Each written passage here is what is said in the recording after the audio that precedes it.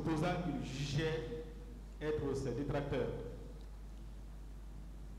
Quelques temps seulement après, à la station de l'Abbé, c'est l'essence qu'on met à la place du gasoil au niveau de son véhicule. Tout le monde est fatigué, il est fâché.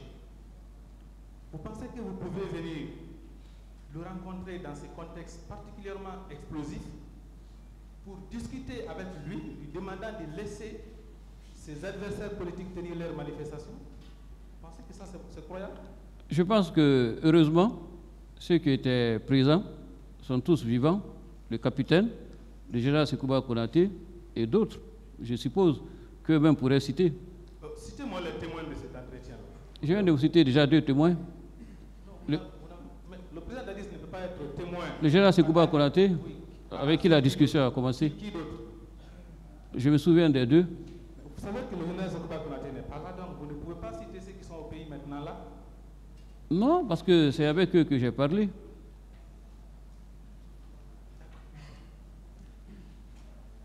Le 28 septembre 2009, vous-même, quel était votre programme personnel? J'étais à mon domicile, comme je l'ai indiqué. Ce qui était prévu ces jours, qu'est-ce qui était prévu dans votre programme personnel? Non, je n'avais rien prévu de particulier. Mais nous avons lu le président Dadis. Selon ces différents procès-verbaux interrogatoires, nous l'avons entendu à cette barre. Je reprends ses propres mots. Il a dit que ces jours, il était prévu l'organisation d'une cérémonie de recueillement et de pardon.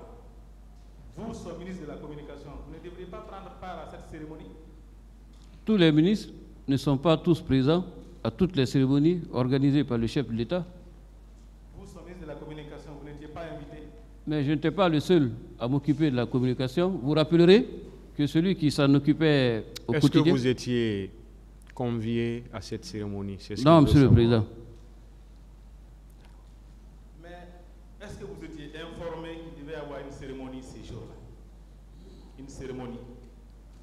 Non, ce qui est sûr, dans la discussion avec le président de l'UFR, le président Dadis lui a fait comprendre que le 28 septembre, je l'ai dit hier, était un jour de fête nationale et que ce n'était pas possible qu'en ce jour, une manifestation de quelque nature que ce soit ait lieu. Est-ce que vous étiez informé de la tenue d'une cérémonie ce jour? C'est ça sa question. Habituellement, c'est un jour qui est célébré. Ça dépend des régimes, Monsieur le Président.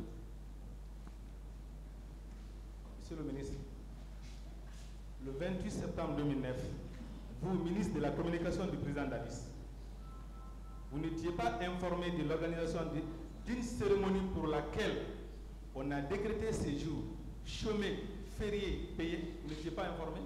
Mais il y a déjà d'autres actes dont je n'étais pas au courant. Ce n'est pas le seul acte.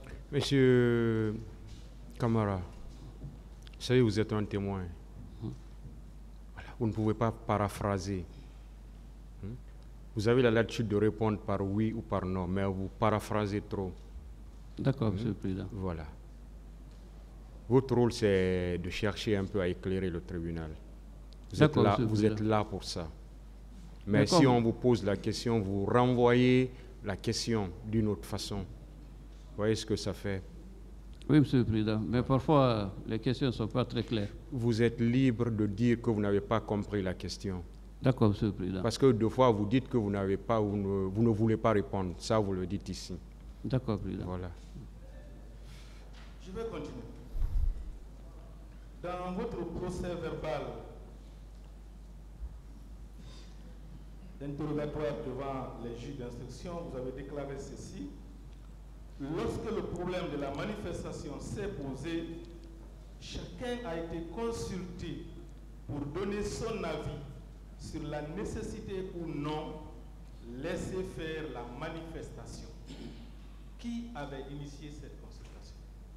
Non, il n'y a pas de consultation express, mais chaque fois qu'il y a une situation, chacun donne son avis et dit sa perception des choses. Monsieur le ministre, je vais lire vos propres mots, vos propres Oui. Lorsque le problème de cette manifestation s'est posé, chacun a été consulté pour donner son avis sur la nécessité ou non de laisser faire la manifestation? Ça vient de vous. Oui. Je ne parle pas du général. Je parle d'un cas précis. Pour le cas de cette manifestation-là, la consultation dont vous avez parlé, qui l'avait initiée? Non, il n'y a pas eu de consultation à proprement parler qui ait été initiée. Mais chacun, parmi les collaborateurs, individuellement, lorsque la manifestation a été annoncée, a donné son point de vue et sa position. Donc ce que vous avez dit au juge d'instruction, ce n'est pas vrai? Non, c'est vous qui n'avez pas bien compris ce que j'ai voulu dire, que je viens de préciser. Non, le français là est très simple. Ce que j'ai lu là, ce n'est pas vrai? C'est votre compréhension, mais je viens de donner, moi-même, en personne, en dehors de ce qui est écrit, ce que j'ai voulu dire. Monsieur le ministre, je ne cherche pas ma compréhension. Ce que je viens de lire, est-ce que ça avait été une réalité? Ce que je viens de lire, est-ce que ça avait été une réalité? Il n'y a pas eu de cadre formel qui a permis à chacun de donner son avis devant les autres. Vous, personnellement, qui vous a consulté? J'ai parlé avec le président Dadis et un peu auparavant avec le général Sekouba. Non. La discussion dont vous avez expliqué ici n'avait pas pour objectif obtenir votre avis. Ce n'est pas ça. Ici, c'est vous qui êtes allé tenter de convaincre le général Sekouba Konaté et le président Dadis. Vous, qui vous a consulté pour avoir votre avis sur la nécessité de laisser ou non la manifestation? Qui vous avez consulté, vous?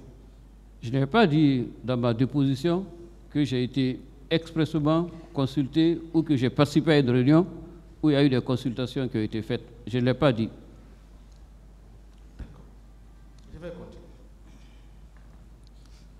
Je viens à l'appel fait à M. Sidya Touré. Hier, vous avez expliqué que c'est suite à l'entretien que vous avez ouvert auprès du président Dadis que ce dernier avait décidé d'appeler les opposants. C'est bien ça? Oui. D'accord. Est-ce que cette nuit-là, vous avez vu Feu Makambo? Vous l'avez vu? Makambo, c'est un élément de la garde présidentielle. Oui. Est-ce que vous l'avez vu? Non, je le connaissais à peine, mais je ne l'ai pas vu ce soir-là. Vous ne l'avez pas vu? Non, pas pendant que j'y étais.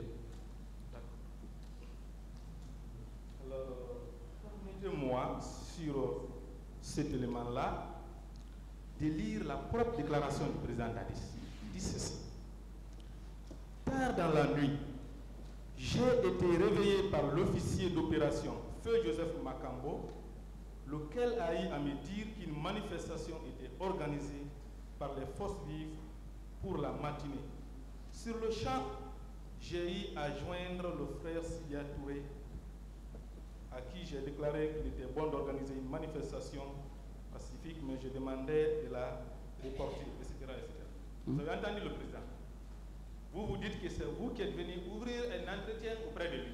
Et c'est à la suite de cet entretien qu'il a appelé M. Sidya Touré. Lui, il dit que c'est Feu Makambo qui est venu le réveiller. Le réveiller pour l'informer de la tenue d'une manifestation. Vous l'avez entendu dans le président Dadis? Non, je crois qu'on ne s'est pas bien compris. Comment? Parce que la discussion avec le président Dadis a commencé à l'Abbé. On n'avait pas encore quitté la ville de l'Abbé, donc c'est bien avant sa rencontre que vous venez de décrire avec Makambo. Et c'est suite à cet entretien que lui-même, alors que j'étais à mon domicile, m'a appelé tard dans la nuit pour refaire la discussion ou continuer la discussion qu'on avait entamée un peu plus tôt. Ce que je viens de lire là, selon les propres termes du président Dadis, c'est dans la nuit du 27 au 28 septembre 2009. C'est dans la nuit du 27 au 28 septembre 2009. Et vous aussi, selon vos déclarations, c'est dans la même nuit. Mais vous vous dites que c'est grâce à votre entretien que le président a décidé d'appeler M. Sidya. Le président Dadis dit que c'est parce qu'il a été réveillé par Feu Makambo qu'il a appelé le président Sidya. Mais je ne vois pas de contradiction, parce que moi, il m'a appelé pour venir le rencontrer au camp. Peut-être, et je l'avais un peu laissé suggérer hier, que c'est suite à d'autres informations qui l'ont convaincu du sérieux de la manifestation, qu'il m'a rappelé par rapport à la discussion initiale qu'on avait eue à l'abbaye. Je ne vois pas de contradiction.